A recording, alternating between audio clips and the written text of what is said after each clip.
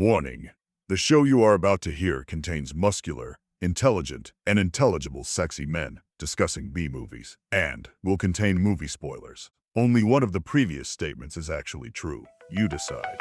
So light that fuse and let it burn. There's no escape, there's no return. Exploding heads and synthwave licks. We're deep in cult classic kicks. Low budget dreams that never quit. Every frame a misfit hit. This is the B-Movie Blitzkrieg Podcast. This is Duncan The Baz. The B-Movie Blitzkrieg Podcast. Welcome back to the B-Movie Blitzkrieg Podcast, the late-night radio signal cutting through the urban decay, where subway tokens are currency, baseball bats are diplomacy, and every outfit is a bold lifestyle choice. I'm your host, Duncan McLeish, the warlord of the walk home, the subway surviving sentinel of street cinema, the only man who thinks a cross-gang truce would collapse in under 5 minutes. Of course it would. And a guy who, if falsely accused of murder, would still say, right, but what train gets me home the fastest? Logical question. Tonight, oh my God, we're running the gauntlet with The Warriors from 1979, a film that dares to ask, what if New York City was one massive open world level and every NPC wanted to beat you to death?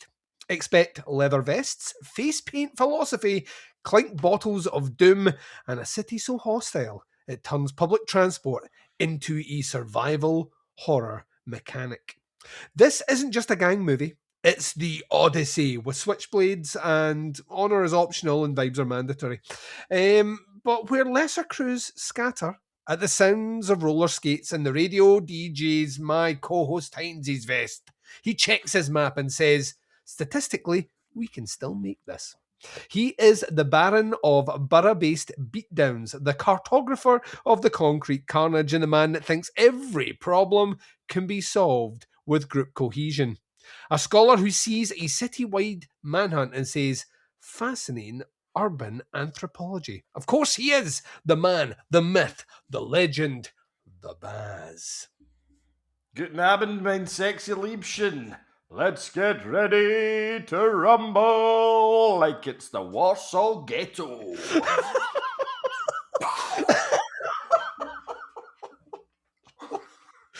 This is Almost one of the... instantly regretting that. I mean, hopefully people will skip past it because they want to hear what you think of the Warriors. And this is one of the few on the list that before I was even like in a position to go, how many of these you'd seen, I would have put down money that this was one you had seen. I am right on that one. You'd partaken of the Warriors before. I had, yes. Not that long ago. Like Alright, cool. Maybe a few years ago, but not like it wasn't something I grew up with or had watched prolifically. But yep. Prime had Amazon Prime over here had a lot of these kind of movies, like a lot of the Shameless titles. Mm-hmm. For a while, and I was kind of working my way through quite a few of them, and the Warriors was one of them. I also have a friend, my friend Dallas is utterly obsessed with the Warriors. Yeah. To the point that he has he's got one of the wee leather vests. Oh, amazing. He's also an ex-Royal Marine, so he has the physique to carry off. Yeah, I was about to say, some of us don't. Which I don't, do you know what I mean? So I'd look like a shite gardener. That's what I like, a shite groundskeeper. It's what I would look like if I put one on right now. I'm carrying some winter weight here that I'm fucking so self-conscious about. It's unbelievable. So I knew you seen it. This could be interesting then, because this isn't I can guarantee when we get to the end of this, there will be a degree of objectivity here. This isn't going to be one of these, the nostalgia goggles went on early for the Baz. No, not at all. No, at all. I think you might be confusing it with the Bronx Warriors, which was a film that I was quite obsessed with when I was younger. Right, well, let's get into it then. We're going to take a break. When we come back, Baz is going to explain I was going to say convoluted, is it? We'll find out. Synopsis, story, and all the rest to the Warriors. We're going to do it right after this.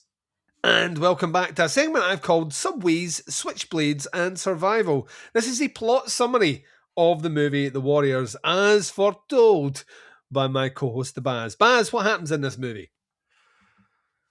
Well, Duncan, let me tell you.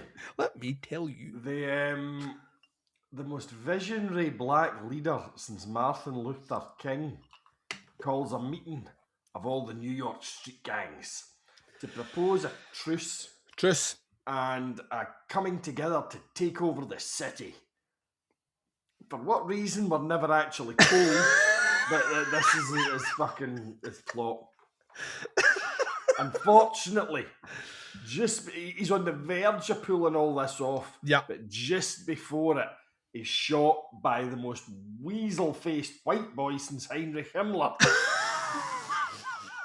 who then proceeds to blame and randomly blame the most culturally diverse group of young men since Mississippi was forced to integrate the schools. Where are we going here? Well, time traveller Baz, joining the drops. This sets off a chain of events which leads to the Warriors, which are the aforementioned surprisingly culturally diverse group of young men being hunted across New York as they try to make their way back to Coney Island for some ungodly reason known only to themselves. Hijinks ensue with attacks by cuckolded young men whose idea of a uniform is an army green t-shirt. New York Yankees supporting Kiss fanboys. Some sexually liberated but mentally deranged young ladies who should know better. And a group of roller skating dungaree clad hillbillies. Not to mention the police. Through some superhuman levels of cardiovascular stamina, a wanton disregard for the city's transport ticketing system, and an appalling attitude towards women, they finally make it to Coney Island, where they see off Rat Boy and his crew in a good old-fashioned rumble. Yeah. Before strutting off down the beach and into the glorious morning sunshine. That's the Warriors, my friend. And it's fucking bitching. But when you were describing all the various gangs, I was like that. Death Race 2000. Like, if it was people. You know what I mean? It's like, this is what we're doing here. Ladies and gents, we have rad, sad, bad, and mad moments to talk about in this movie. There is a plenty. We're going to be back to do it right after this. And welcome back to a segment that I called Can You Dig These Moments? I wanted to throw a sucker in there, but I'm too white to do that. Yeah. Or am I? No, I'm definitely 100%. But as we're going to do the rad, sad, the bad, possibly the mad of this little movie here. I mean, I'm going to kick off one here. It's rad, but it's also kind of mad. Hundreds of gangs. Yes. One speech. What could possibly go wrong? I mean, the fact that this guy was not like that, if I get assassinated here, everything's going to fucking fall apart. I mean, what's the worst that can, it does feel ill thought out. Following on from that, and the character of Cyrus, who is this kind of messiah-like figure that all the gangs are urged to follow. I don't have many sad points for this movie. No, this is... But one that I do have relates very closely to him. And it's about that big kind of convention at the start. All the gangs turn up and they've all got their colours on, their uniforms, if you like. So you can see, looking out, who each one belongs to, kind of thing, because they've all got their own way of dressed and all their own colours or whatever. And then Big Cyrus, he turns up in a fucking dressing gown. That's kind of sad and disappointing, really. Player, Baz. Yeah. Maybe he's this lad, you know what, I can't turn up in my dressing gown and still rule these motherfuckers, because I'm Cyrus. Let's talk about Fox on the Tracks, Barry. You know what I'm saying? Nope. The guy that dies on the tracks? Yeah. Oh, the kill, right. Is his name Fox? His name's Fox, yeah. Oh, sorry, I didn't pick up. Sorry. Baz is like, this is an urban environment, And you're talking about English countryside animals, Duncan. How dare thee? There is no woodland area for these foxes. No, like that. Yeah, it's like the guy was wrestling with the cop. Yeah, and it's a sad moment. It's one of those moments. This movie, like you said, there isn't many sads, but when it's because of the violence as well, and because of the energy of the movie, there are certain points in this movie where the movie deliberately slows down for a moment. Yeah, and it's those beats in the movie that resonate. And like, credit to the filmmaker. The Warriors is one of those few movies where it is, because of its nature and what it's doing, it is an unpredictable movie. Like, I'm a beats person. You've been in the cinema with me. I can almost anticipate when a scare's going to happen. When sort of like I can foresee it's not at all. So I can foresee like, Chekhov's metal straw. These sorts of things where I can see I can see things happening like that. The Warriors, because it'd been 10 years, I remembered the core, but I couldn't remember all the details. The beats of when things go for resonance are not in the places that I would place them. So it's just slightly off. And as a result, they always hit me. On this most recent watch, there are moments where I was like, this is fucking so... And then I was like, just like a deep breath, like a slight kind of sigh back in. But the movie has a tendency, like right after that, to kind of pick itself off, and very much like our kind of protagonist trying to get to Coney Island, it kind of dusts itself off and then rushes again. But those moments are really, really, really well done. But it's sad though, because it's one of those things that, like, I know a movie works for me when something happens on the screen, and I do take that kind of like a breath in, and that's one of those moments. So yeah. Yeah, that's an interesting point, Duncan. Because it's sad. You're very well. That's why I love it. What you got, Baz? Hit me with a couple. Coming in hard with a fucking rant here, Duncan. There's a technique used in the film, and it was used. I think this was probably first. It's used in The Fog. The idea of the radio DJ. Yes. Kind of narrating the film for you, and there's a fucking bit. So, although The Fog's after this, so technically The Fog copied this. So the idea in this one is the Warriors are now getting blamed. Everybody's after them, and there's a DJ spinning all the tracks and all the fresh new beats. Everybody's listening, and she's sending kind of coded messages out to the various gangs. She calls them boppers. And there's a particular one, so this kind of carries on through the film. Yeah. She essentially gives an update to the other gangs on what the Warriors are doing. But there's a bit she sends out a warning, and she then goes straight into playing Nowhere to Run. Yeah. Martha and Vandellas. It's not actually, because I looked this up, it's not Martha and the Vandellas version. It is actually played by Arnold McCullough, who I wasn't aware of, but is quite a famous kind of soul musician. Oh, right, cool. But I love Nowhere to Run. Yeah. And it gets that fucking buzz going in me, do you know what I mean? And it works so well. On top of that, the whole soundtrack in this film is bitchin'. Fucking killer. It's Even so the good. incidental stuff that's written for the film is amazing. It's either that kind of upbeat, kind of soul, kind of late 70s dancey stuff, or there's the kind of classic rock 70s stuff and some of the incidental stuff as well. Yeah. Oh, it's fucking amazing. We have a tendency, a want, if you will, to record episodes in twos. And that's like, one, because who has the time to record these all individually, but also two, because like occasionally there is connective kind of tissue between the two things. And we, in the previous episode, speaking about Night of the Comet, mentioned a certain movie called The Battery, and The Battery is a movie that has the same, weirdly, has like a lot in common with The Warriors when it comes to the soundtrack drives the movie. Yeah. Like at any point in the movie, is kind of like, it's like a mixtape. Like a mixtape is supposed to be designed as like good mixtape for the old people. A good mixtape, when you handed it to someone, you crafted the songs on however long you had, 60 minutes. It is a story. You're trying to tell something to the person you give it, and that's what the Warrior soundtrack is. The Warrior soundtrack tells the story of the entire movie through song, well crafted, like you say, where there's moments of already established music, but bits cut in there as well. It becomes kinetic and it's integral. You put like there's so many things where like, let's do an alternative like soundtrack. You change the soundtrack to the Warriors, it's not half as interesting as it is with the soundtrack that has. So Baz, it's quite interesting, that technique of using like a kind of radio DJ to almost narrate the little interludes between it. So that is my first ad. I'm going to check in a couple other ads just really quick. Leather vests and knee tops underneath. That's pretty fucking rad. And Mercy's complete refusal to wear a bra. That's fucking rad too. I don't like that cow, but it really cracks off him. That's some spectacular nipular work there. I've got a couple of bads. Right, I want you to hit me with your...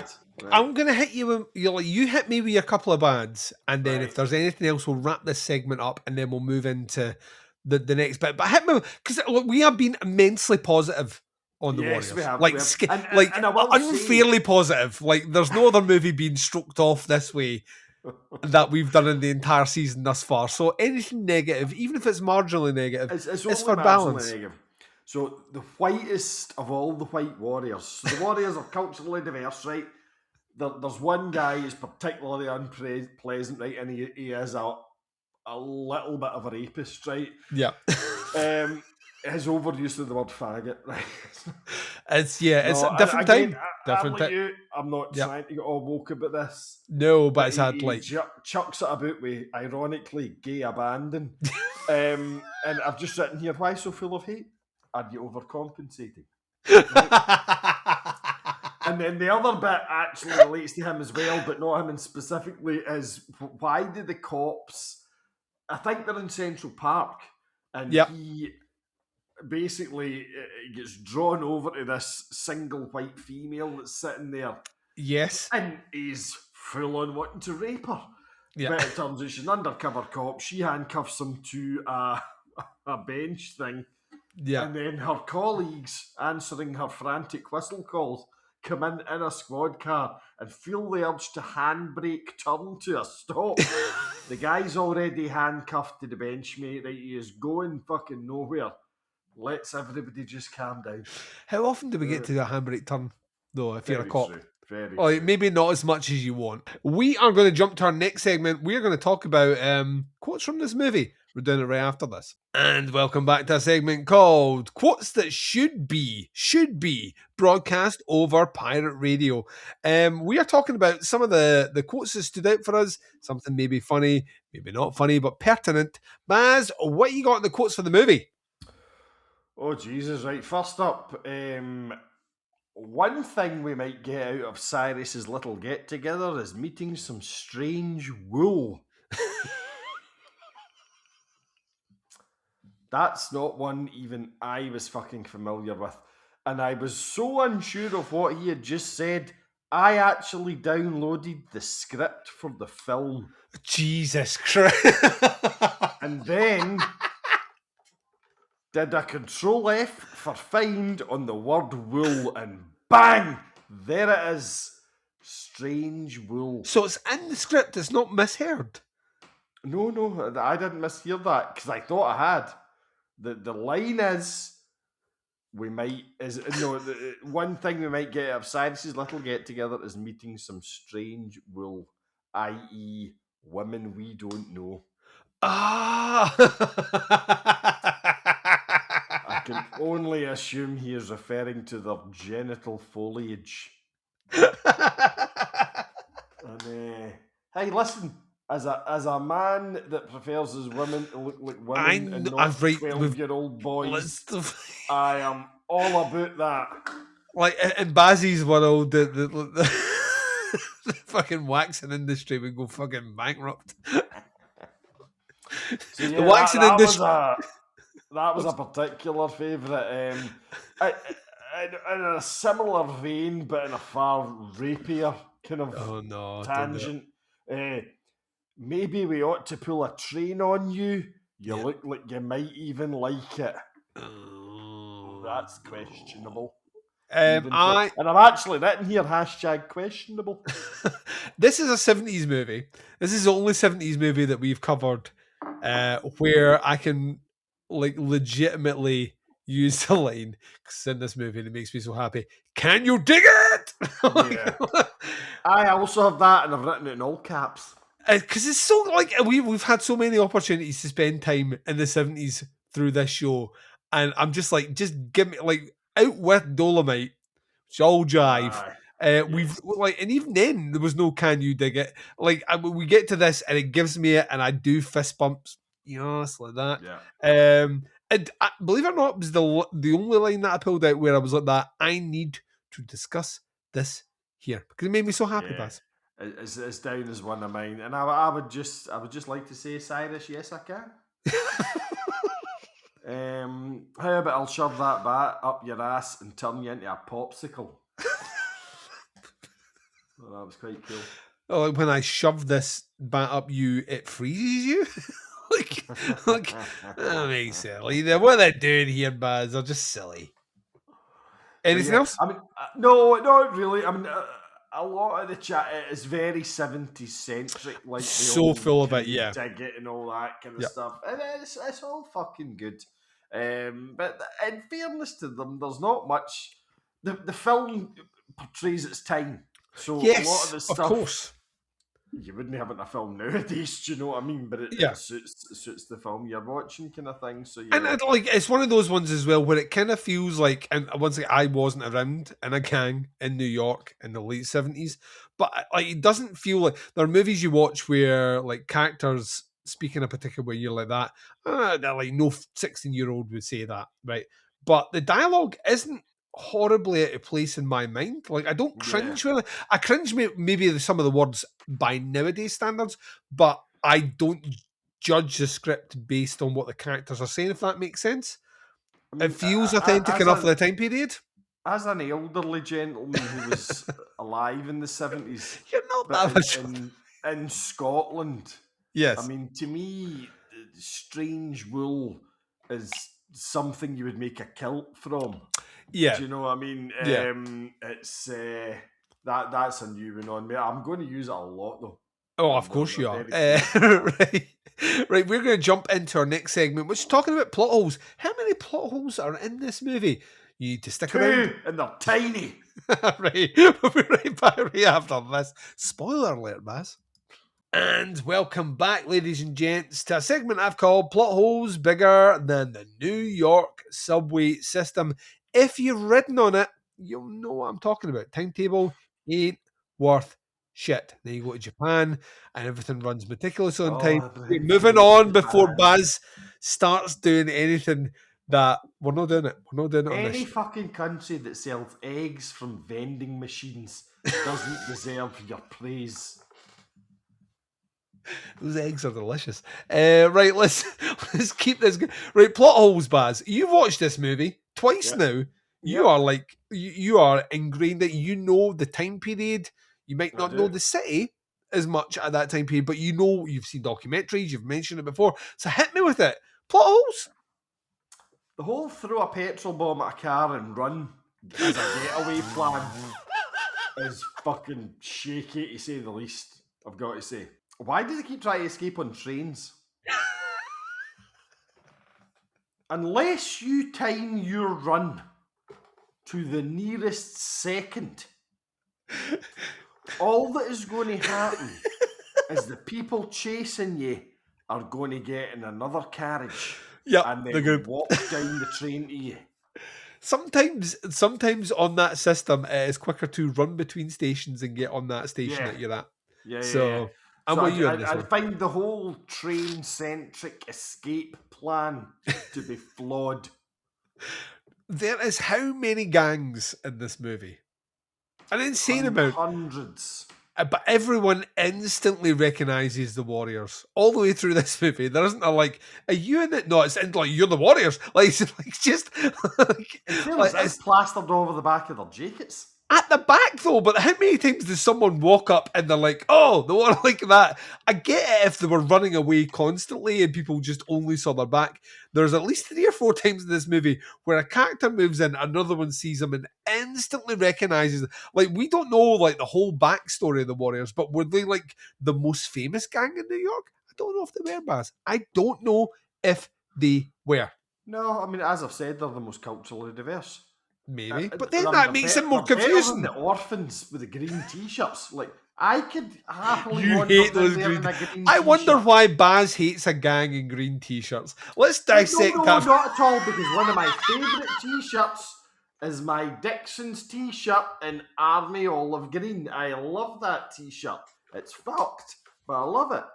But that's what I'm saying. I could be sauntering down 8th Avenue in my wee olive green Dixon t-shirt and get assaulted by some baseball wielding fucking skater because he thinks I'm in the orphans. Well, I'm not in the orphans, mate. I just look good. Any other plot holes, Baz, before we bring it in to rate this biatch? No, other than that, it's pretty fucking solid. Let's fucking do this then. You know you want a grade. We are going to give you that grade and close out the show right after this. And welcome back to a segment that I've called R for Rumbles and Relentless Running. We are scoring this movie out of 5. Baz, a whole lot of love being dished out on this episode so far. But I was going to say, do the cuffs match the curtain? And I hate saying it, but like you need to bring it in here. You need to give me the grade here. Has there been a whole lot blown this movie for ultimately a weekend? Or are you coming in strong? What are you giving this out of 5? I'm coming in with a very firm 4, Duncan.